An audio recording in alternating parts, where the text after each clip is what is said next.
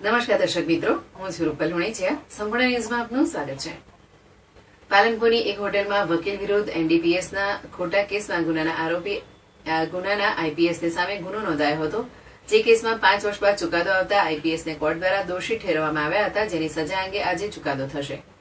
બનાસકાંઠાના પૂર્વ આઈપીએસ સંજીવ ભટ્ટે પાલનપુરની એક હોટલમાં રાજસ્થાનના એક વકીલ ઉપર 1996માં એનડીપીએસનો ખોટો કેસ દાખલ કર્યો હતો, જેનો ગુનો નોંધાતા પૂર્વ આઈપીએસની સીઆઈડી ક્રાઇમ દ્વારા 2018માં ધરપકડ કરવામાં આવી હતી. આ કેસ અંદાજિત 5 વર્ષ ચાલ્યો હતો, જેનો બુધવારે પાલનપુરની કોર્ટે ચુકાદો આપી પૂર્વ આઈપીએસ સંજીવ ભટ્ટને દોષી ઠેરવ્યા હતા, જેની સજા આજરોજ ગુરુવારે બપોર બાદ નક્કી કરવામાં આવશે તેવું સૂત્રો દ્વારા માહિતી મળી હતી. ત્યારબાદ કોર્ટમાંથી સંજીવ ભટ્ટને સબ જેલમાં લઈ જવાયા હતા. આ અંગે સંજીવ ભટ્ટની પત્ની શ્વેતા ભટ્ટે જણાવ્યું હતું કે આ કેસ 5 વર્ષથી ચાલી રહ્યો છે. આ બિલકુલ મિસકેરેજ ઓફ જસ્ટિસ થયું છે.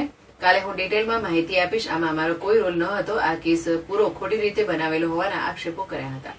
मुझे इंटरव्यू देना ही है, ये बिल्कुल मिसकैरेज ऑफ जस्टिस हुआ है, बराबर है. 5.5 साल से ये केस यहाँ चल रहा था. मैं डिटेल में आप सबसे कल बात करूँगी. एक बार मुझे भी पता चले कि सेंटेंस का क्वांटम क्या है. बराबर है. आज कुछ नहीं हुआ. आज उन्होंने कन्विक्शन डिक्लेयर किया, जिसपे हम कहीं भी है ही नहीं, हमारा कोई रोल नहीं है पूरी बात में. इट्स अ फिक्टिशियस केस, पूरा बनाया हुआ केस है. मगर कल डिटेल में बात करेंगे. मैं आप सबको आराम से इंटरव्यू दूंगी. बराबर.